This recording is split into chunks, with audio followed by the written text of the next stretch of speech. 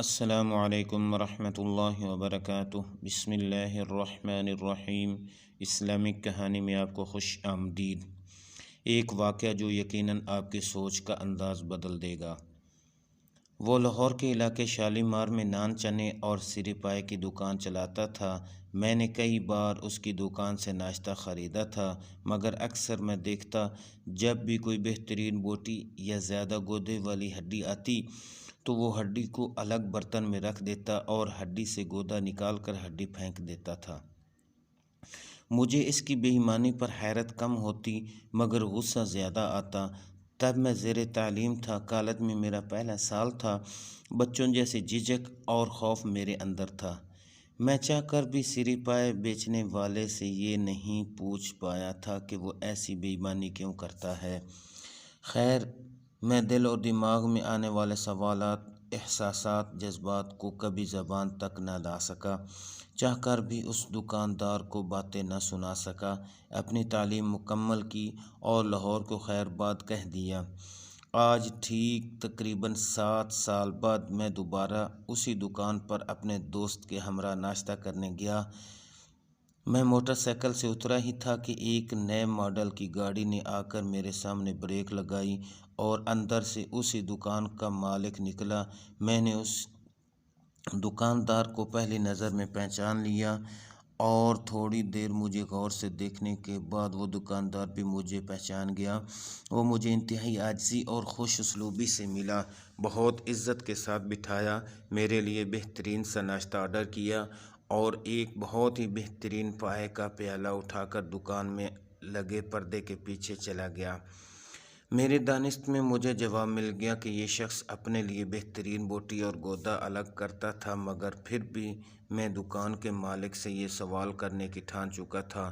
لہٰذا تھوڑی دیر بعد جب وہ فارغ ہو کر باہر آیا تو ہاتھ منہ دھو کر میری ٹیبل پر آ بیٹھا۔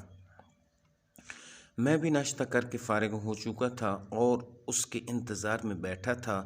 اس نے آتے ہی ایک بار پھر میرا حال احوال دریافت کیا، مجھ سے قریبی عزیزوں کی طرح میری فیملی کے متعلق پوچھا۔ میں نے بھی سب باتوں کا سرسری سا جواب دیا اور آخر میں اپنے ذہن میں موجود سوال کو اس دکاندار کے سامنے رکھ دیا اور بتایا کہ یہ سراسر بے ایمانی ہے۔ آپ بہترین چیز اپنے لیے الگ کر کے رکھ لیتے ہیں اور اس حرام کی کمائی سے آپ نے گاڑی بھی خرید لی ہے۔ میری بات سن کر وہ مسکرایا اور پھر مجھے کہا، تم ابھی بھی بچے ہو۔ اس کے بعد اس نے مجھے جو کہانی سنائی اس کے اختتام پر ہم دونوں رو رہے تھے۔ ہوٹل کے مالک نے بتایا کہ میرا نام فہیم ہے، میں ساہواڑی اسٹاپ پر رہتا ہوں۔ میں جو بہترین بوٹیاں اور ہڈیوں کا گودا الگ کرتا تھا وہ ایک عورت جو راہ خدا میں مجھ سے مانگنے آتی تھی اسے دے دیتا تھا۔ آج وہ عورت بوڑھی ہو چکی ہے، چلنے پھرنے سے عاجز ہے۔ جس پردے کے پیچھے میں کھانا لے کر گیا تھا وہ وہیں بیٹھی ہوئی تھی۔ میں نے اس کے اپنے ہاتھوں سے کھانا کھلایا، اس کا منہ صاف کیا اور اپنے ہاتھ صاف کر کے باہر آ گیا۔ میں اس عورت کو نہیں جانتا، حقیقت یہ ہے کہ مجھے یہ بھی نہیں پتا کہ یہ مسلمان ہے یا نہیں، مگر یہ مجھ سے مانگتی اللہ کے نام پر تھی۔ اسے نماز، روزہ یا کلمے کا کچھ پتہ نہیں تھا، مگر چونکہ وہ میرے خالق کے نام پر مانگتی تھی اور مجھے پتہ تھا کہ میرا مالک نے ہی اسے میرے در پر بھیجا ہے، اس لیے میں سب سے بہترین بوٹی اور گودا اللہ تعالیٰ کی طرف سے بھیجی گئی اس عورت کے لیے رکھ لیتا تھا۔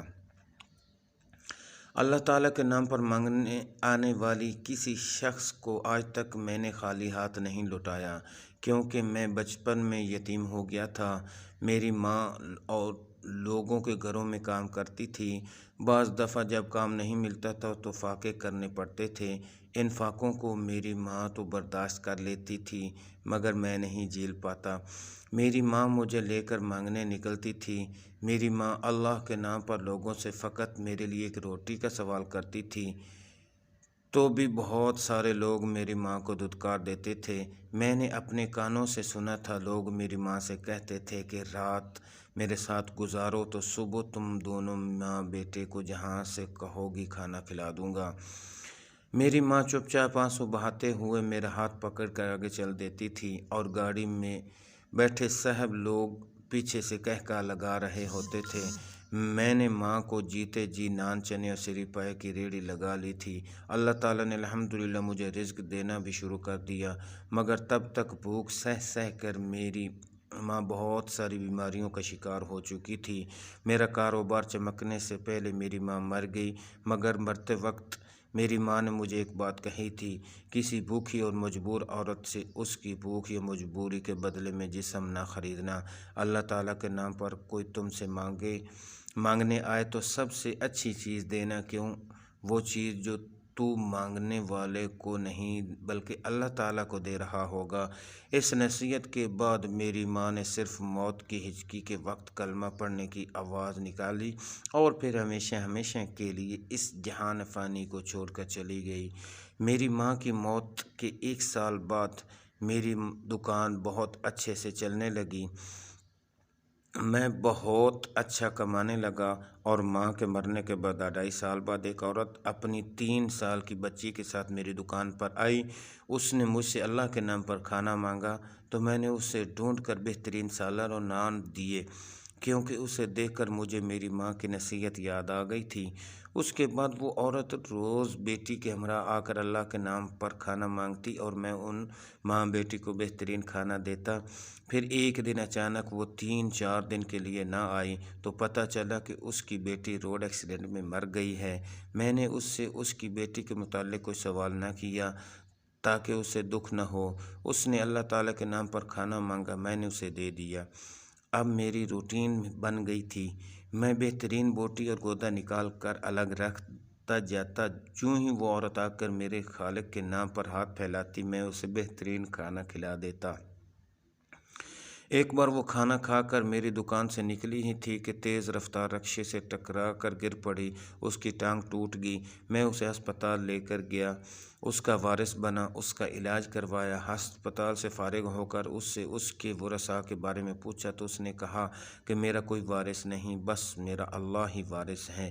میں اس عورت کو اپنے گھر لے آیا اور اس کی خدمت کر کے وہ ساری کمی پوری کر دی جو اپنی ماں کی خدمت کرنے میں مجھ سے کوتاہی ہو گئی تھی۔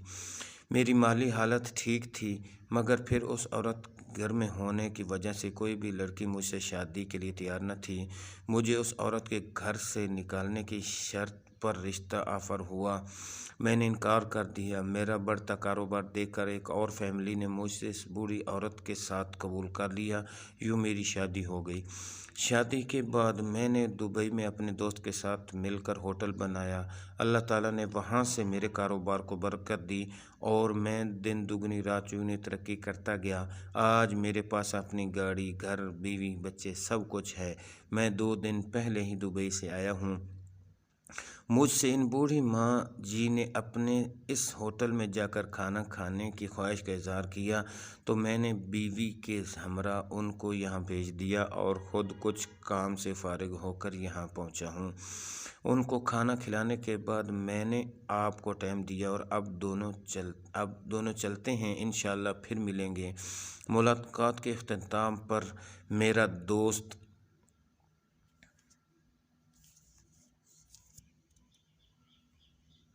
میرے اور وہ دکاندار تینوں کی آنکھوں میں آنسو تھے، جبکہ دکان پر آئے گاہک بھی ہمیں حیرت سے دیکھ رہے تھے۔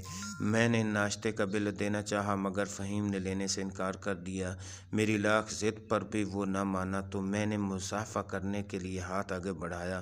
جو ہی فہیم میرے ہاتھ سے ہاتھ ملایا تو میں نے بے سخت فہیم کے ہاتھ پر بوسہ دیا، الوداع کہہ کر چل دیا۔ اس واقعے کے بعد میں نے لوگوں کو منفی نظر سے دیکھنا چھوڑ دیا ہے۔